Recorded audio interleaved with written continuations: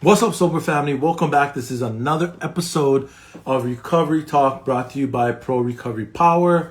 I hope that you guys are having a good start to your weekend. Happy Saturday, everybody. My weekend started off a little bit rocky. And, it takes me back to things that I have learned in recovery. That 10 step when we were continue to take personal inventory, and when we were wrong, promptly admitted it. That's something I had to do this morning. But I'm glad. There's a new design for life that I have adopted, and I continue to live my life that way. Free of anger and resentments. Not just drugs and alcohol, that for sure. But other things, other character defects, and everything like that. But anyways, I hope you guys are having a good weekend. I caught some other lives. Hey, Jill, today, and so I got Chris coming on with me. Now, Chris is my fellow native Hawaiian. From Hawaii. She's also from Hawaii as well. And she will be here telling her story of hope. She led my Pro Recovery Power meeting a few weeks back, and so many people, especially women, could identify with her. Like, even you take away like the alcohol and the drugs from her story, so many women could identify with her, how she felt, the things she did, and all these things. That goes to show people who may not know this that alcohol, drugs, it really wasn't the problem that we had. It was always the solution to our problems. We have to get down to causes and conditions of why we behave this way. Why do we do what we do? Why do, when we say this, we do that? Why don't we have integrity? Why are we destroying our mental health, our relationships, our finances, and our physical body? Why are we doing these things? So thank you guys for tuning in. I appreciate all the support we've been getting, man. And, this started last year in the middle of the pandemic. It just started with an idea that dropped into my mind. It started with, how can I be of service to other people? That is not naturally, that's not the way that I was thinking, especially active in addiction. But it's amazing how one idea that I thought of that was dropped into my mind, I entertained, and I just continued to water it. And then, we're turning into, much more than we go live. We got our own page on Instagram.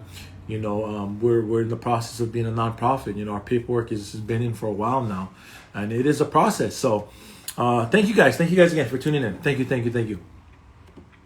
Hey, what's up? What's up, guys? Sorry, I never really look at this all the time. But Brandon, what's up, man? Hey, thank you so much for last night. But anyways, guys, so let me get Chris in here, and then we can get this party started.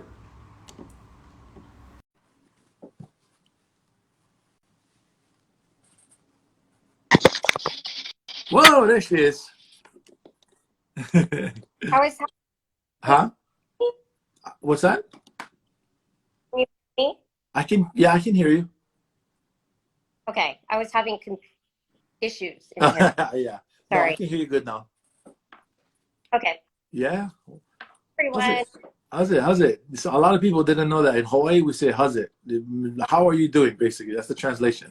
But we get so lazy with our words, we just shorten them. How's it? How's it? We're very intuitive, actually. That's the correct word. It's not laziness. There's actually a video from Andy Bumatai. He explains that. It's on YouTube. It's so funny, man. Yeah, this short is up. Yeah. You know what? I cannot hear you too good now. Uh-oh, what's going on? Can you hear me now? Okay, yeah, I can hear you. I can hear you now. Okay. Okay. Hey, but thank you. Mahalo, as we say, for, agreeing to do this. And, I know your story. You led our meeting a couple weeks ago. I got to get to know you a little bit better, but now everybody else will get to know you and your story. And like I was saying before I got you on that, there have been people that could really identify. One person specifically that we both know that I'm talking about as well. You separate us from drugs and alcohol. If you're a human being, you can relate to us.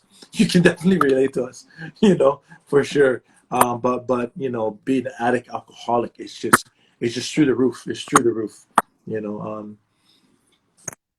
But thank you so much, Chris. So before we get started, I want to ask you a couple questions. The first question is, how long have you been sober? 9/23/19 is my Oh, sober date. all right. Oh, next Right. month. It's coming up, the birthday. Right on. No, And where are you from? I live in Seattle right now. I'm from Kauai Hmm. originally. So, Right on. yeah. Kauai. Kauai remind me a lot of the Big Island. Like they remind me of each other. It's just the Big Island is bigger, really. That's the only difference. But you know, Exactly. it's real. Like you know, you're in Hawaii. Yeah. Yeah, It's yeah. It's not like Oahu. You're landing on Oahu and you look like, what is this? Look like LA. You know, I'm landing. Yeah. And then the next question is, what was your choice in drink and or drug? everything. Um, you know, and I can honestly say I was bulimic for many years, and I don't think we touched on that, but I will talk about that. Okay. Yeah, I was a transfer, like I transferred my addictions, but definitely it was cocaine and alcohol. Hmm. It was big, Yeah. yeah, Yeah, yeah. You know, a lot of people they know that Hawaii is expensive, you know, in general because it's paradise, you know. But like even the drugs is expensive in Hawaii. You know, everything is expensive. Um, so okay, so real quick, thank you guys, everybody, for tuning in. Thank you guys for all your support. I just mentioned, you know, we had our paperwork in to be nonprofit, and we're really excited about that because we can help a lot of people on a massive scale. A good example is if anybody has been to treatment, you've gone to rehab, you know how expensive it is. It is not cheap. It is very, very, very, very expensive. You know, somebody could want to go to treatment. They don't have the finances. They don't have the resources. We can help them and pay for them to go to treatment. You know, we can do that. That's just one of the things we can do as a nonprofit. So I'm really excited about that. If you guys could, I mention this every week. If you guys could go to our website, prorecoverypower.com. If you're on your laptop or computer, on the bottom right hand corner, it's going to say questionnaire right about here. If you're on your phone, it's like a little circle with a pencil. If you guys could, it's like 3, 4 questions. Fill that out. That will really help us to measure our progress, track our success, and most importantly, see where we can improve. You know, because we can always improve, no matter how good we get, whatever. We can always improve. So thank you guys so much. Also, we have recovery meetings, Pro Recovery Power Hour Wednesdays. As mentioned, Chris led the meeting. She shared her story there as well. It's through Zoom. So if you guys need a meeting, we're there. You know, we got. You know, it's full of hope, that meeting. You know, I love it. So now at this time, Chris, I'll give you the floor to tell us your story now. thank you. I'm Chris. And yes, I'm a 12 stepper, so I think I open it up with recovering alcoholic addict. Mhm. Um, you know, God, we can start from the beginning, I guess, you know. So I am a mom of 3 children, adult children, believe it or not, wife. Um, so even in recovery and being sober, there's a lot of undoing we have to do as a family. But I grew up into an alcoholic addict home. My parents were teenage parents. They, I feel like I just went from womb to chaos, Mm. you know, raging alcoholic. And so my grandma, who is my love, I'm going to tell you that lady is my rock. But I had no idea she was an alcoholic because she kept the job. She worked and she was happy, you know, so-called happy, right on the front. My dad's side of the family, when they drank, it was chaos. There was a lot of fighting. So I watched all that growing up, and you know, eventually my parents divorced. Naturally, that was going to happen. And my dad was in and out of rehab my entire life. So I kind of, you know, I shied away from alcohol for a long time because I didn't want to be like my dad. And my dad was a low bottom alcoholic, so he couldn't keep a job. He woke up with shaking. Um, so to me, in my mind, that was an alcoholic. Mhm.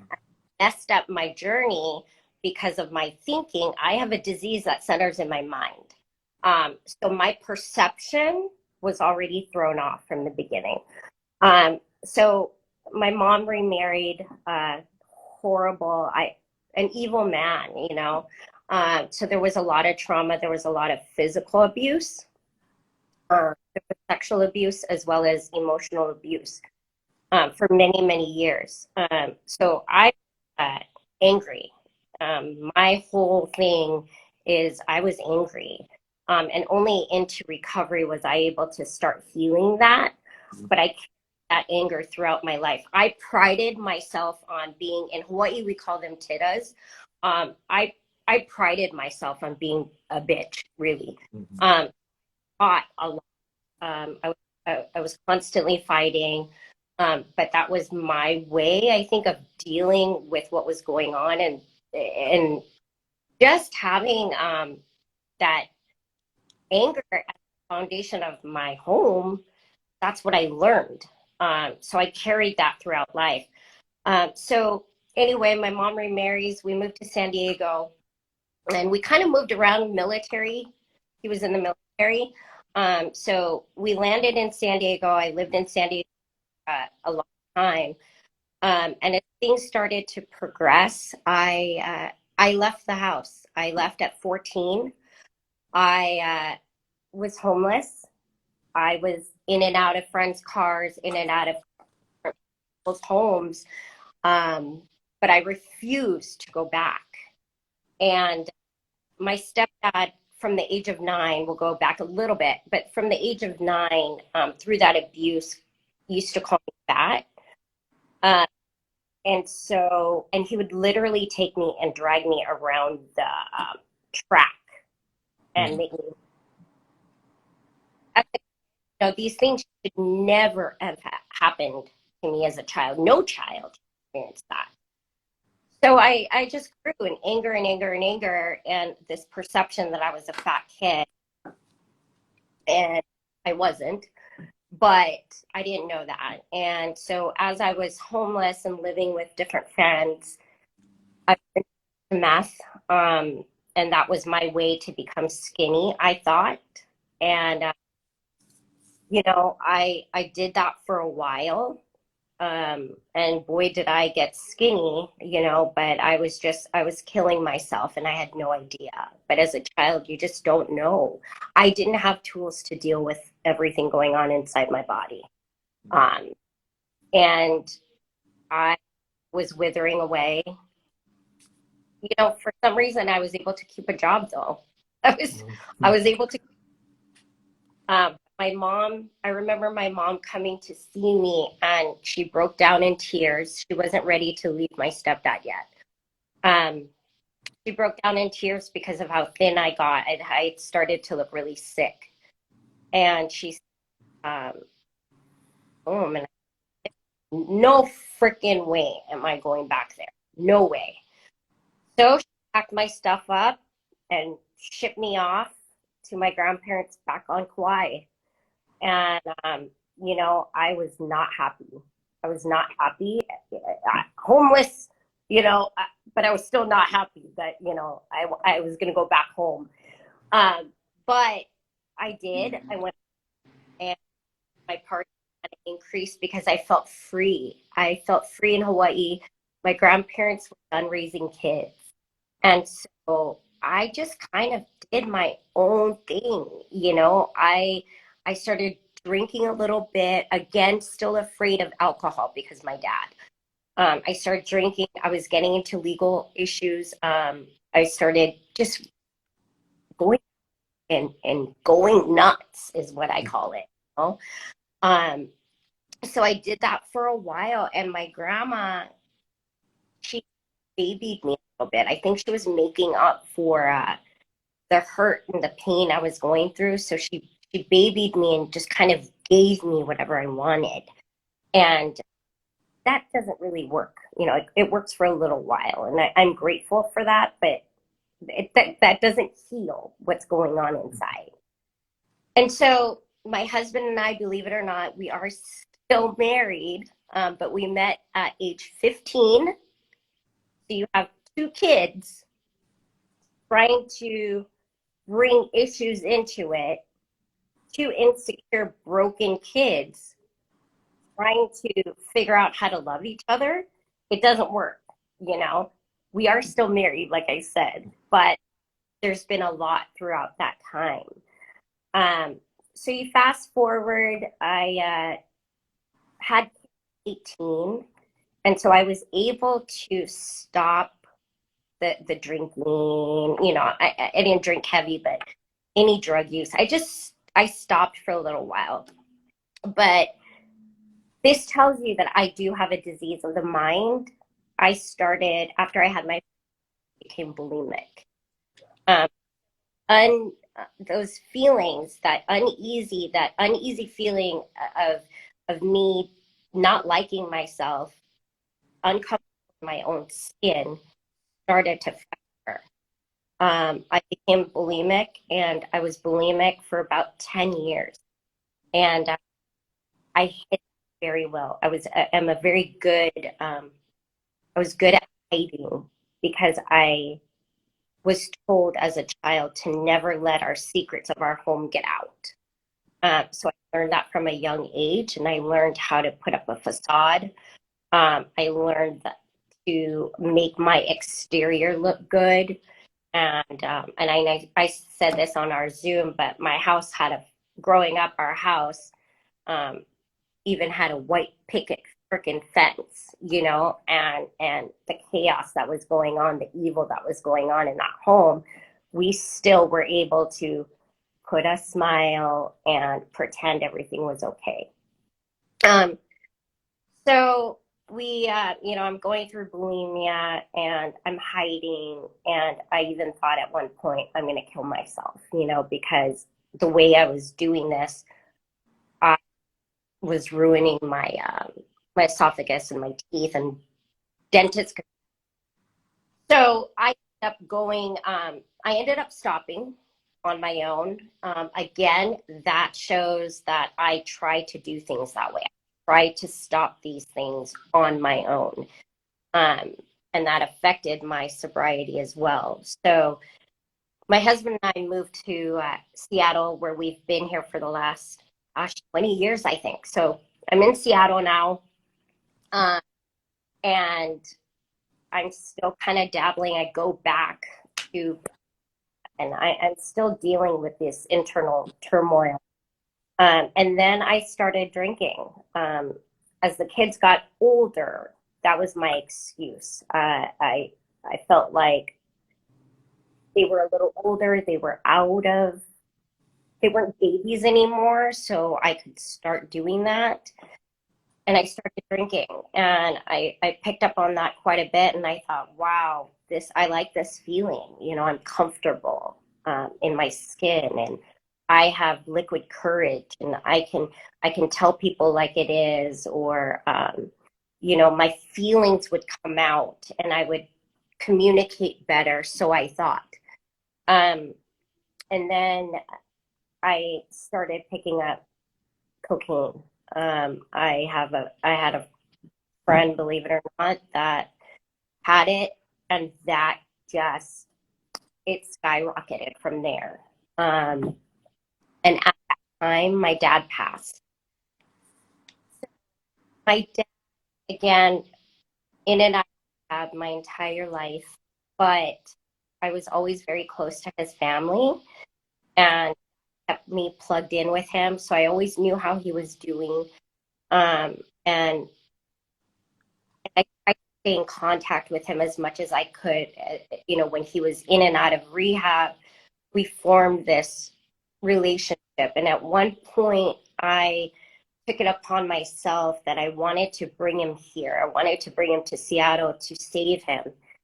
And I couldn't do that. As we know, alcoholics, they're going to do what they want until they're ready. But there was guilt. Like, I had so much guilt because I thought I could save my dad, and I couldn't save my dad. So here I am, and my drug use taken off. I am using cocaine constantly, and for a while, I even used cocaine without alcohol. I just thought, I'll just use cocaine, and I like the feeling, and it's great. So I did this whole thing of transferring my addiction, and then I stopped doing that, and I went on to pills.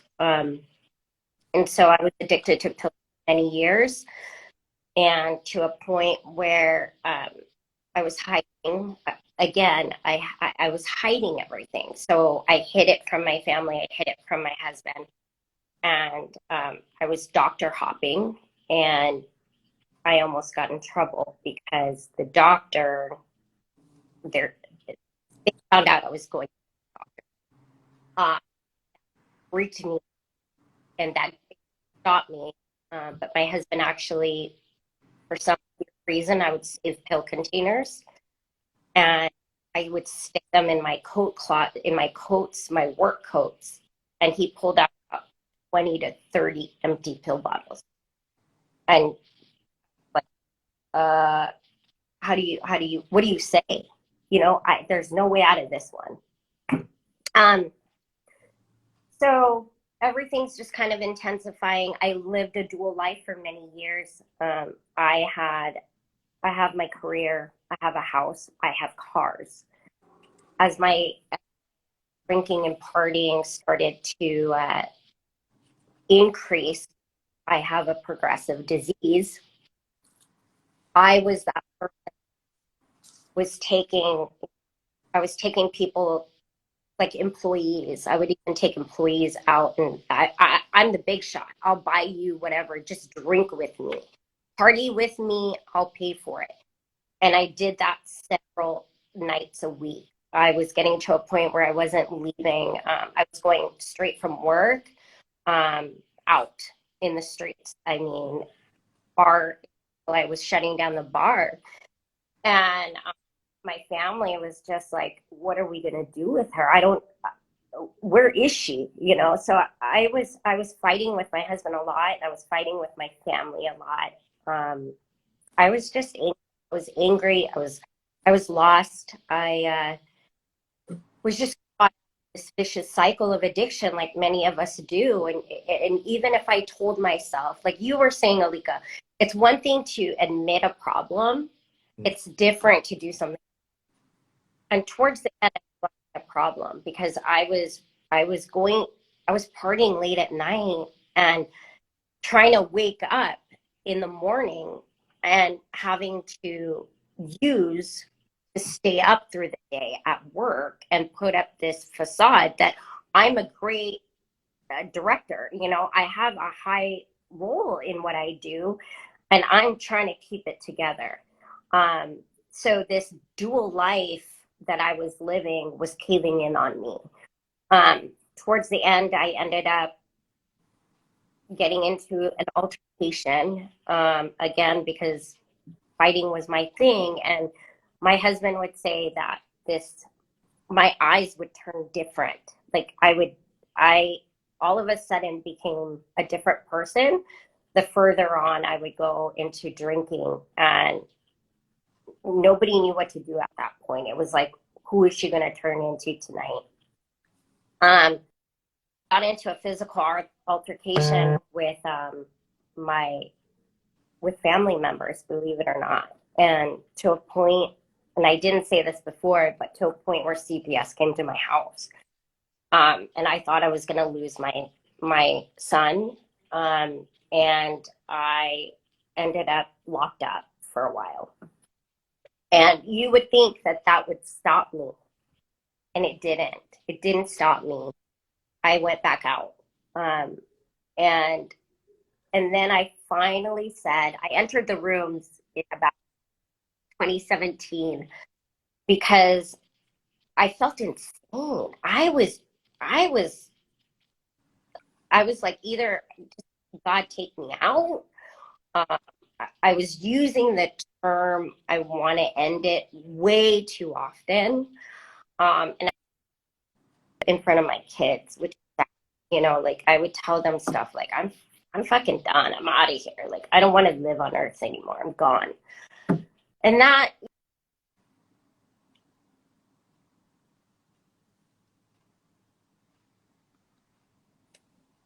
Uh-oh. Chris, you froze.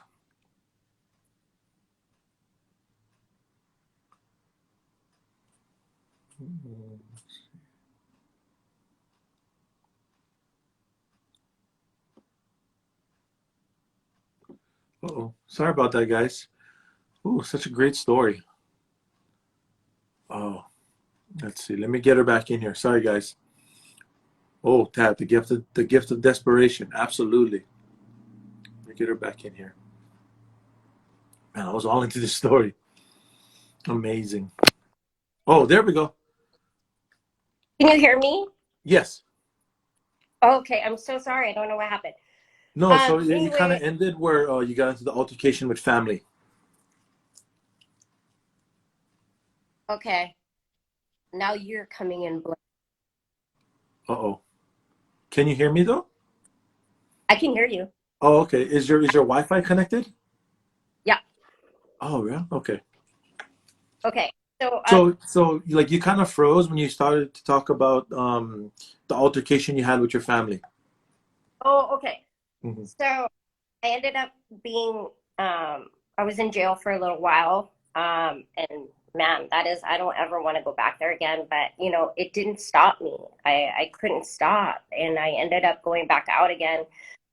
Um, and continuing. So I entered the rooms in 2017 with, legal issues. And I just knew that I needed help. I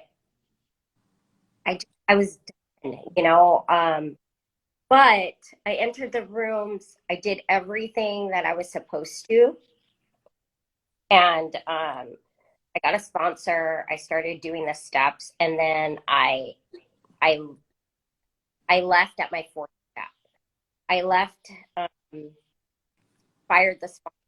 I'm out of here. I don't want to do this. Shit's getting too real.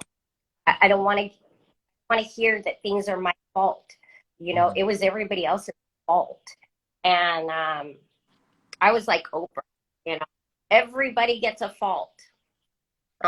So that was my motto. And Alika, Yeah, I can see you. can you hear me? Yes. Okay. Oh no.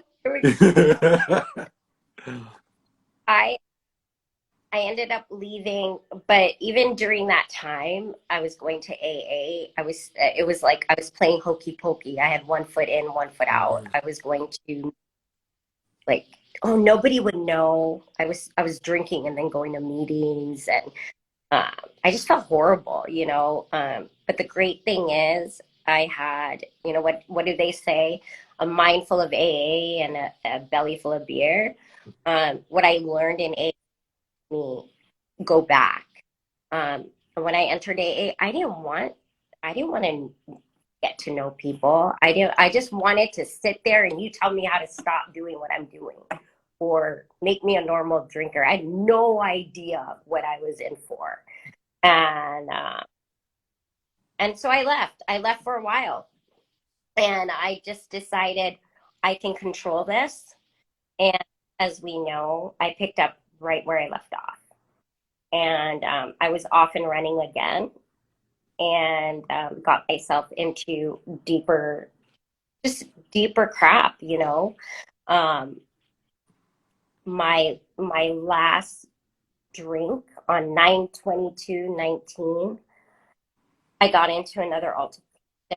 Um, not realizing, not thinking that I already had all this legal issues, that if I were to get in trouble again, I was looking at an automatic, they told me an automatic 2 to 5 years in prison. And I didn't even think about that. I was so lost. Um, and so on 9/23, I ended up meeting a friend who is huge in my recovery. I actually watched my friend Brian, who has now 4 years. So Brian and I work in the same industry, and the reason for this is because no, you don't realize who's watching your journey. Um, Brian and I work in the same industry, and I would.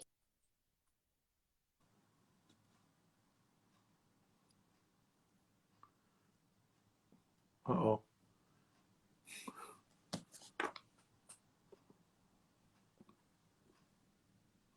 Oh, Chris, are you still there? If it kicks you out, I'll bring you back in.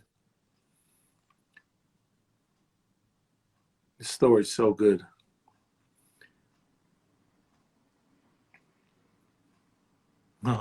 Okay, here, I'll get her back in, guys. One second, one second.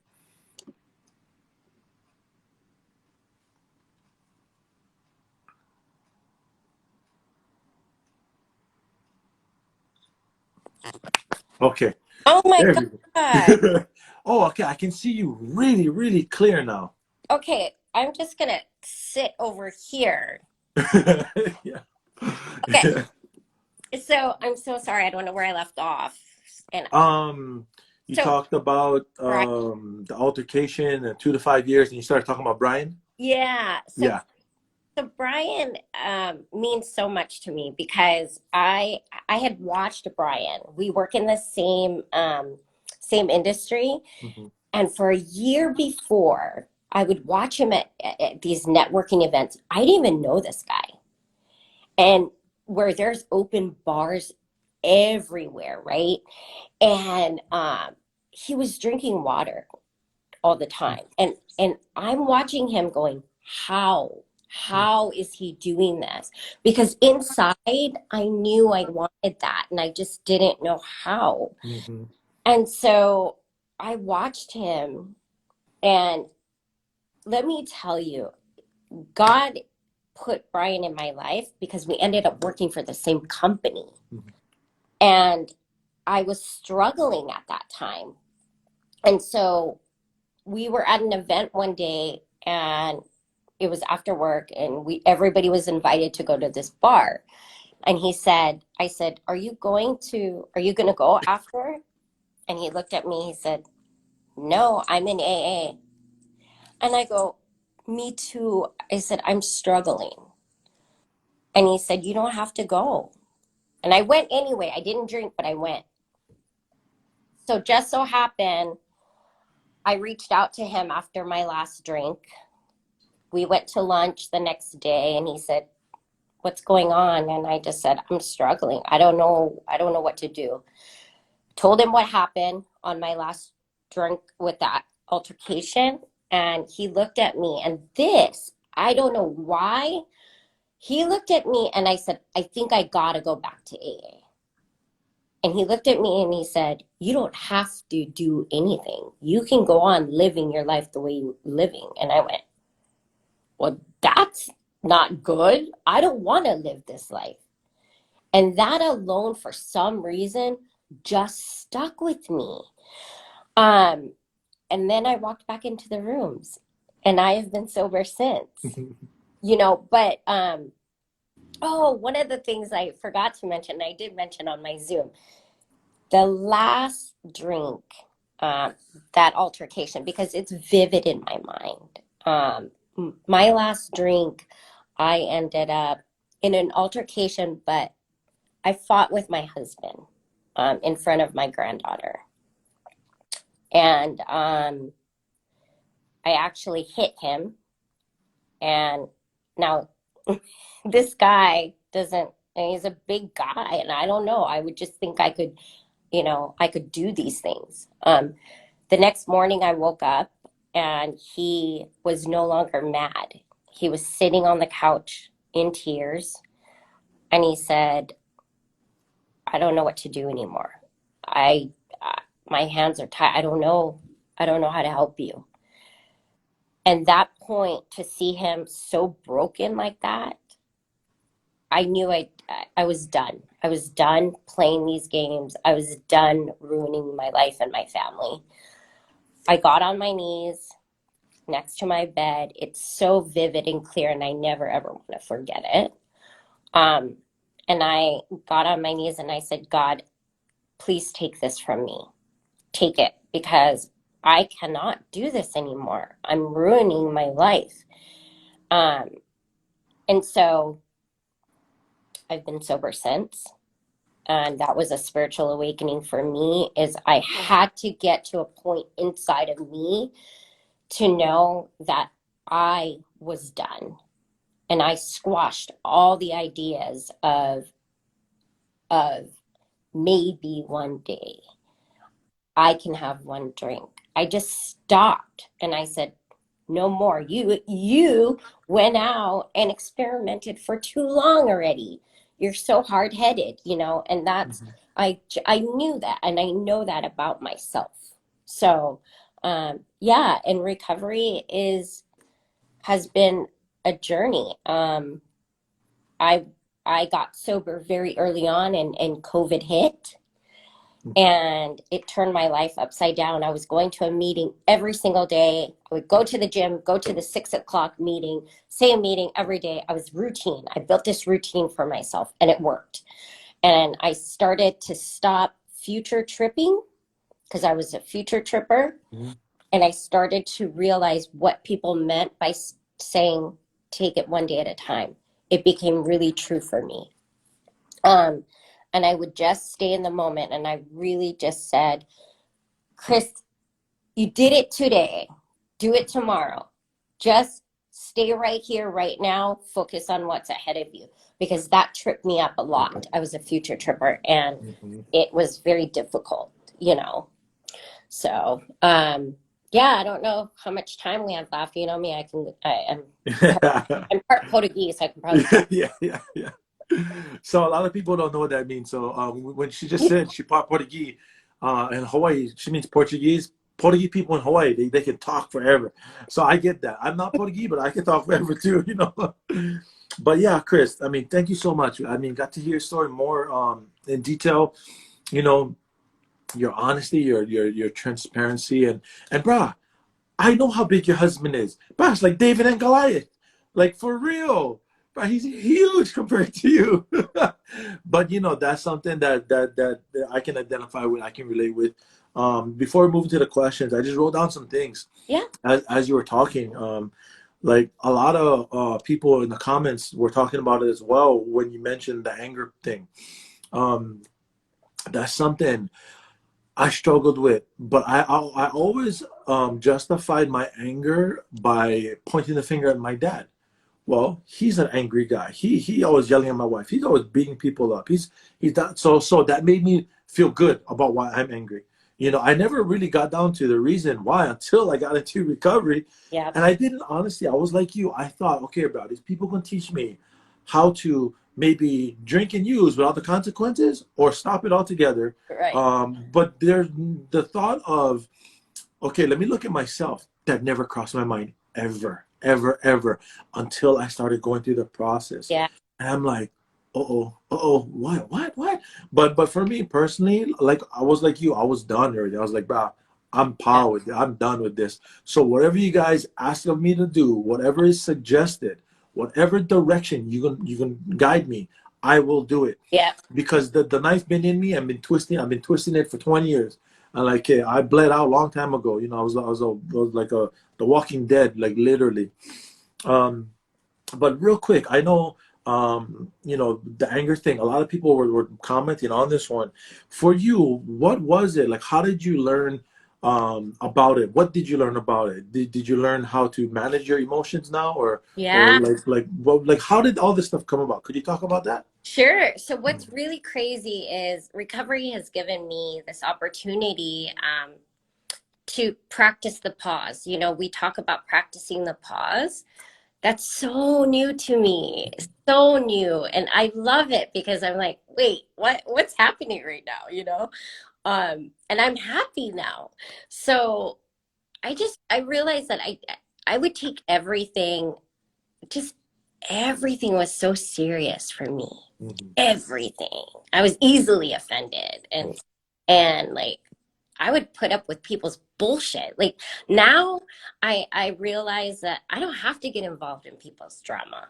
You got drama, take it somewhere else. Keep it pushing. I don't want to deal with that. You know, and so it's only in recovery was I able to heal and really just hone in on a lot of self-reflection, which is scary. Oh I, yeah. I'm gonna be honest, it wasn't easy, but it was freeing for me. I knew I Mhm. had some internal work to do. Um, so yeah, now I sit back and I just kind of go, okay, have you done this to somebody else? Like, let's assess the situation. Mhm. It's he's pissing you off, but have you done the same thing? That right there has changed my life because I Mhm. can go, ooh, you acted that way before. Who are you? You Mhm. know, you did that to that person before. Who are you? So I'm able to do that and process that now. Yeah, and just like you, I learned that about me, man. Like, it wasn't like the justification of, oh, my dad is like that, that's why I'm like that, and I was like, I'm okay with it. Whatever. But Yeah. when I got into recovery and I got to learn, there was much more to it, behind why I was angry. A lot of it was fear, a lot of it was control. Like, I'm afraid that you're not going to like me and I'm not going to be accepted by this group. Right. So I will do anything you say. Like control can look like literally, don't do this. We're going to do that. We're going to do this. We're going to do that. We're going to do this on my time. And it can also look like what I just mentioned. Like, I'm going to act a certain way so I can control your opinion about me, Yes. because I don't feel comfortable with me and what I and if I start feeling myself losing control of the person, of the situation, then the anger just goes boom, because I'm Yes. losing control now. The Right. only other option I got is to get mad now and express that emotion, which I was very good at. I Yeah. wasn't good at expressing any other emotion but anger. Yeah. That's the one I definitely stands out for me a lot. And I know you talked about it a lot, but I never actually asked you that question. So, Yeah. but right on, like that's good, man. That's a really good one because wait, bro, haven't you done that? Like just knowing that, Yeah. be conscious of it. It's like, ooh, and plus of the work that we do, like judgment has been replaced by acceptance for Yes. me. Because like, hey, bro, you did the same thing, man. You Or know. or when somebody's acting a certain way, I'm able to say if it irritates me, I'm able to look at go, there must be something in me that's like a resemblance. Uh-huh. Oh, yeah, you're Yeah. onto something. And, you're like, Absolutely. I learned that one too. yes. And that You is, know? ooh. So then the compassion a little bit comes in. Yes. You're like, okay, Uh-huh. all right, Yeah, I learned this outside of recovery, but I learned this from John Maxwell. He says, what did he say? What's not in us doesn't disturb us. You Mm, know what I mean? Or what's in us doesn't disturb us. Kind of like what you were just talking yeah, about. It's like, oh dang, and I could be drinking and using at this point. When I yeah, learned that, I was like, what? Like, no, I'm not going to entertain that thought because I right, could be at fault somewhere. right. I could protect myself from that. Yeah. I could protect myself from me. um, let's see. You talked about other things. Um, you talked about, oh yeah, toward the end, about like stopping and in that altercation with your husband, and like you made a decision, you were done. There was no lurking notions, no reservations. That the delusion that you can drink and use like other people was smashed. Matt tried it. Yeah. I'm that experimental, hard-headed girl that was like, oh, I'll just try it again. I'll try it again. I'll try it again. And I was about to kill myself or somebody else. That's how bad. Yeah. Yeah, and then meetings, you talked about that. Like, I understand meetings is a part of recovery. It's not recovery, period, it's just meetings. But it's a big part of it. For me, anyway, it is. Like, I got connected and I stayed connected from day one, walking in through those Yeah. doors. For the first almost 2 years, I went to a meeting every day, 7 days a week, at least one. And Yeah. then, we would go to meetings outside of our area. We'd go, like, Orange County. We'll go all over, and then do things like that, outside of our area, kind of change it up, different people, different speakers, different messages and Right. stories and stuff. Okay, this is the last one I like to talk about before we get into the questions. Sure. Okay, future tripper. This is important because men and women can relate to this. Alcoholic, non-alcoholic, it doesn't matter. If you're human, you can relate to this one. So future tripping, I understand what you're talking about. Um, how really did you what like because you don't really do that anymore. No. So what happened, what changed, what did you learn to go, well, like because our minds can race and so we're thinking way over there when we're Oh, over yeah. here, so like what has helped you kind of just keep your feet planted on now, right now, where you are now? Yeah. So because that scared me, right? I'm driven by 100 forms of fear. Um, So I was really scared. Like I would hear people talk about this person went back out, or, they didn't make it till next week. And being so early on in recovery, that's not good. I mean, that I tuned things out because I focused on me. Mhm. I had to stop focusing on everybody else, what everybody else was doing. And I had to stay right here, right now. I'm going to live for today. I did a lot of meditating. I did a lot of praying. And I just worked my recovery, but I had to stay in the moment because my mind goes 24/7. If I'm not careful, I start thinking, am I going to be sober? That person has 12 years. Am I going to be there? Who Mhm. cares? Like, good for them, right? That's Uh, great. But if that's going to get in my head and screw me up, why am I doing this? So I mhm. had to change my thinking completely and focus on what's in front of me today. Mhm. And that helped. Ooh, That helped me. that entire psychic change that Doctor's Up. opinion talks about. Oh man, Yeah. that's awesome. Okay, now we can get into the actual questions. Okay. That was just some that I really wanted to talk about. It's some really good topics. That's why. The first question is, so I mean, you talked a lot about your recovery. So one question, the first one is, so what has it taught you? Like, what's one thing that recovery has taught you? So much. I can actually communicate now. Oh yeah. I was very reactive. I was a reactive person. I held things inside, and if you pissed me off later, it was going to explode. Um, Mm-hmm.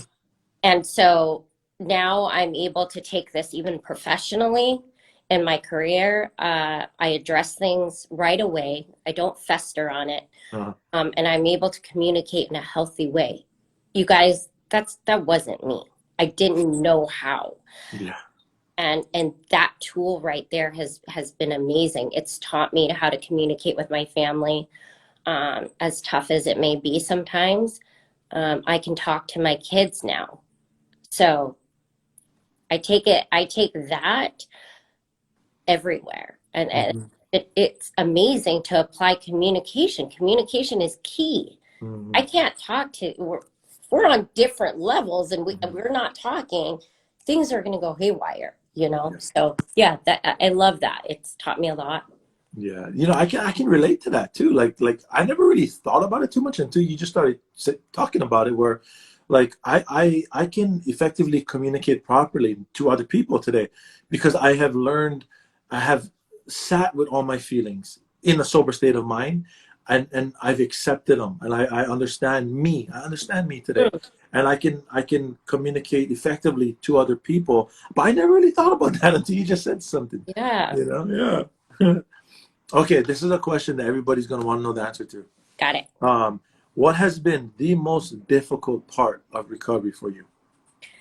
The most difficult part has been the family dynamic. Uh, Mm-hmm. really, really honest and transparent with everyone. My family dynamic has because of the abuse, and I have adult children, and I drag them through a lot. So healing that part has been very, very difficult. Also, the fact that I have boundaries now, right? I've learned boundaries. I was a mom with no boundaries. Mm-hmm. I was overcompensating for my lack. I was completely messed up, so I would just give and do things. So when you're in recovery and you're trying to establish boundaries, they don't know what to do with that. Yeah. They are shocked because they're wondering who the heck is this person, you know? And that has affected my family. So it's been taking some time, and even for my husband. Um, I know, and I don't talk about him very much, but we've had our challenges. I'm just going to be real, because it is a big part of my story, and I want to be honest. We did use and drink together. So you're unlearning the Mm. behaviors. Although he is a normie, he can actually walk away from that stuff. I can't. But those behaviors, that toxic way of dealing with each other, and to unlearn all that, Mm-hmm. even as you're sober, is a journey within its own. Mm-hmm. Um, yeah. So that's been Yeah.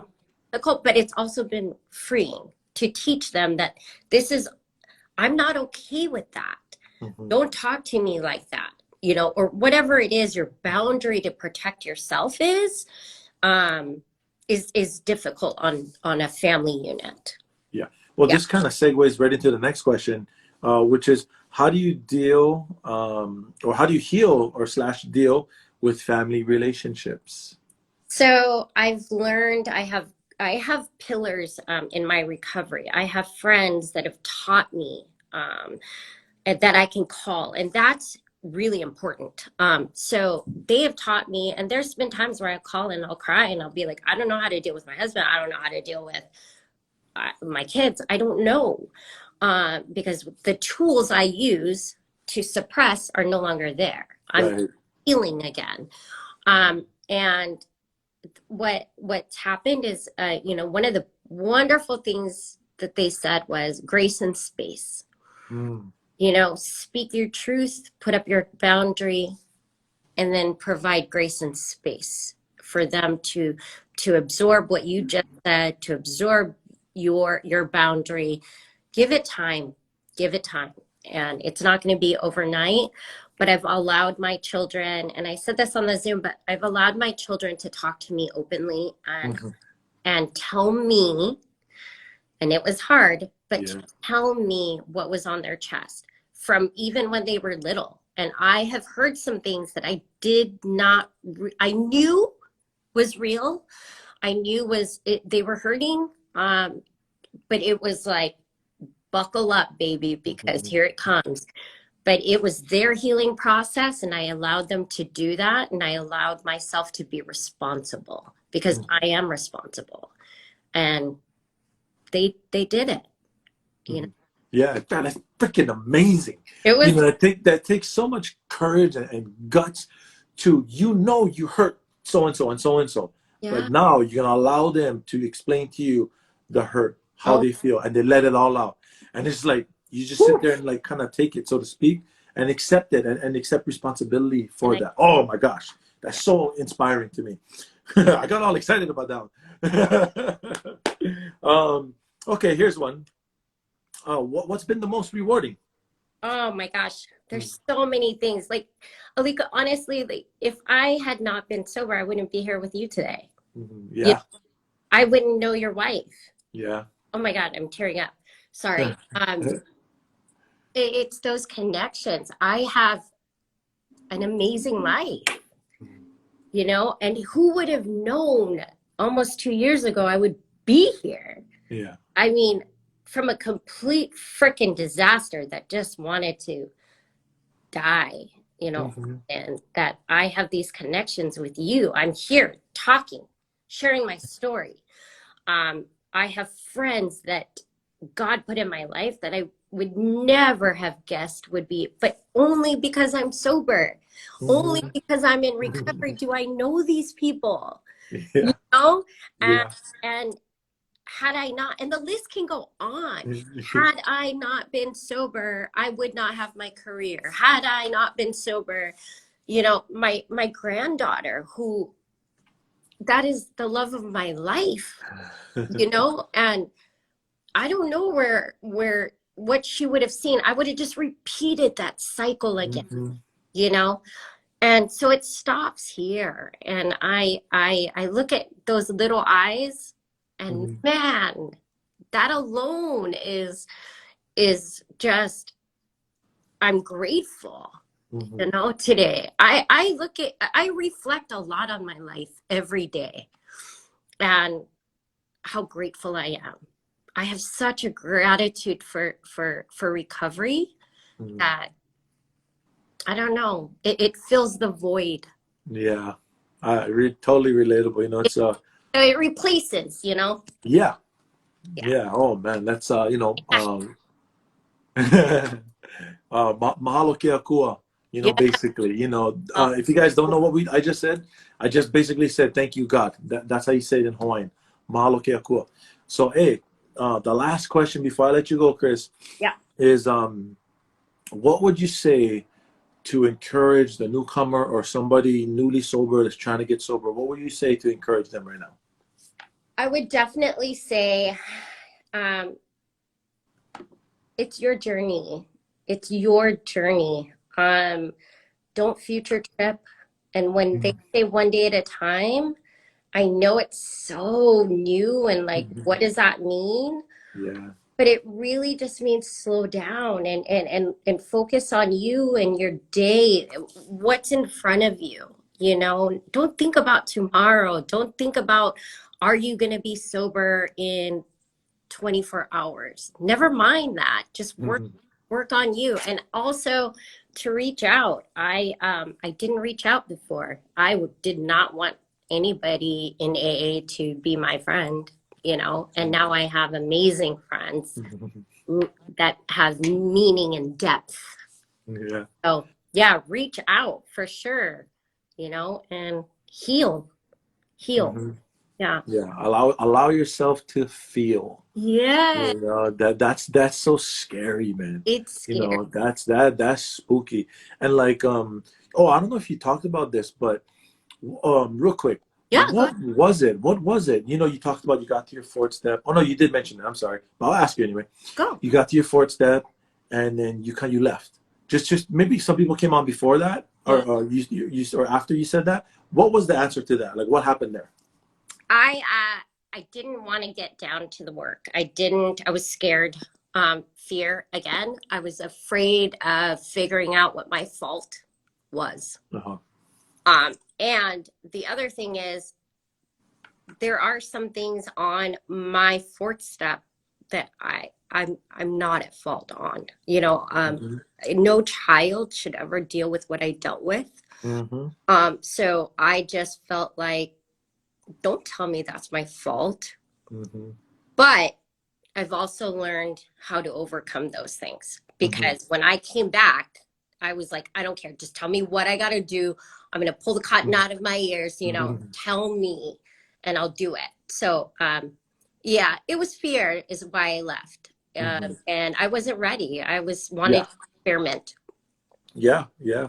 Yeah. You know, well, hey, this has been so great. See, I told you we talked before this. Like it goes by like that. It's like it's done. You know. I know, and I Uh, could talk forever. I love it. I'm so excited. yeah, you know, I'm still trying to do it where it's once a month. I get three other people on. You know, I still that one is more difficult to book to because people's schedules are different. Sure. So that's why I haven't done it in a couple months. But I always try to do my best to where it's me and three other people, and then Wow. we can talk recovery. We can talk because we have different experiences. And we have different like we learn like so I learned from you. I never realized I got good at communication. You know what I mean? Like, something that's kind of I don't know, different, I guess, is for me when I got sober, I was in recovery. I didn't try to do this, but I stopped using foul language. I stopped cussing, and I wasn't trying to stop swearing. I just like that's just how I would talk. Yeah. Like today, like it takes a lot. Like my wife knows, it takes a lot for like an f bomb to come out of my mouth today. That's something like I don't know. Like even music, movies, TV shows. Like I cannot watch, and I'm not even talking about like just pornography. That's another one. Like, I'm not just talking about like movies with drugs and alcohol. No, I mean like because that wasn't my problem in the first place. It was like the pride in the well, look at this guy. He's so prideful. He's a drug dealer and he's sleeping with all these women. All those kind of things has the ability to influence the way that I think, and Mhm. that's my freaking problem right there between my ears. Ding, So ding, that's ding. why I'm pretty aware of what I allow my eyes to see and my ears to hear. Like, but I'm not perfect. I'm not trying to say that but the point I'm making is that these things I have learned in recovery. These things has been taught to me. But like, hey, I got to get you back on, Chris. I know it seems like boom, like that. It's over already, you know. But I'll call you up after this is over and everything. We can talk more about that for sure. But yeah, I appreciate you so much. I Thank love you, your I family. Give you all your family my aloha. I will. Thank Okay, yeah, you have a great day. you too. Bye guys. Okay, guys, that was Chris's story. Amazing, amazing, amazing. So much hope in it. If you have a story to tell, contact me. I would love to make that happen. If you guys know somebody that has a story to tell, please reach out to me. People need to hear that recovery is possible. Believe it or not, there are human beings on this planet that thought of stopping drinking, stopping using, never crossed their mind. They have no examples of it. They could be in a third world country or somewhere. I don't know. They haven't been exposed to the solution. We are the people to carry this message to them. So thank you guys so much. I'll be back in a couple hours with Sarah. It's gonna be a good one. So tune in for that, guys. See you guys.